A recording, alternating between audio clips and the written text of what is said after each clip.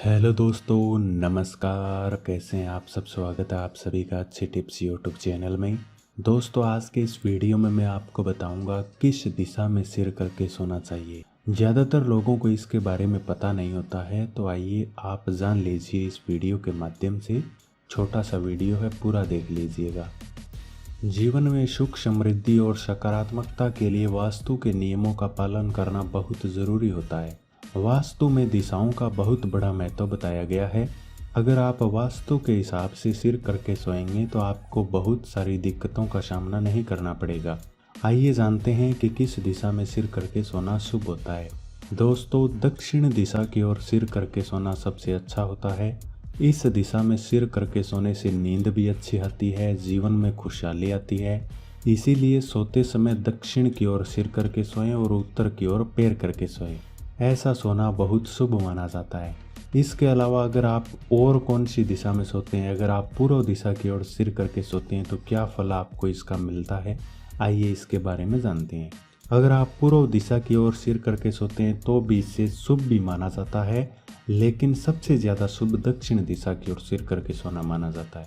माना जाता है कि अगर आप पूर्व दिशा की ओर सिर करके सोते हैं तो आपकी याददाश्त बढ़ती है, किसी चीज़ पर ध्यान केंद्रित करने की क्षमता बढ़ती है, स्वास्थ्य भी ठीक ठाक रहता है। विद्यार्थियों को पूर्व दिशा में सिर करके सोने से अच्छा फायदा मिलता है, लेकिन पूर्व दिशा में पैर करके कभी नहीं सोना चाहिए। पूर्व दिशा में पैर करना बहुत अशुभ माना जाता है, क्योंकि पूर्व दिशा से सूर्य उदय होता है। इसीलिए इस दिशा में पैर करके सोने से इसका गलत प्रभाव आपके जीवन पर देखने को मिलता है। अगर आप पश्चिम दिशा की ओर सिर करके सोते हैं तो पश्चिम दिशा की ओर सिर करके सोना अच्छा नहीं माना जाता। इससे आपको जीवन में कई प्रकार की परेशानियों का सामना करना पड़ता है, स्वास्थ्य भी ठीक नहीं रहता है, साथ ही वैवाहिक जीवन में कई सारी दिक्कतों का सामना करना पड़ता है। इसीलिए अगर आप पश्चिम दिशा की ओर सिर करके सोते हैं तो आज इसे बदल लीजिए।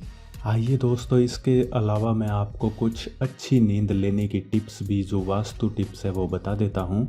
आप है वो सोने वाले कमरे में गहरे रंग के पर्दों का इस्तेमाल करें। अपने बिस्तर के नीचे आप कोई भी अतिरिक्त सामान ना रखें जो काम का ना हो। इसके अलावा जो इलेक्ट्रॉनिक गैजेट है, मोबाइल है, उन सभी को आप दूर रख कर सोएं। इसके अलावा बिस्तर का जो कोना नुकीला होता है उस पर आप सिर रखकर कभी भी ना सोएं।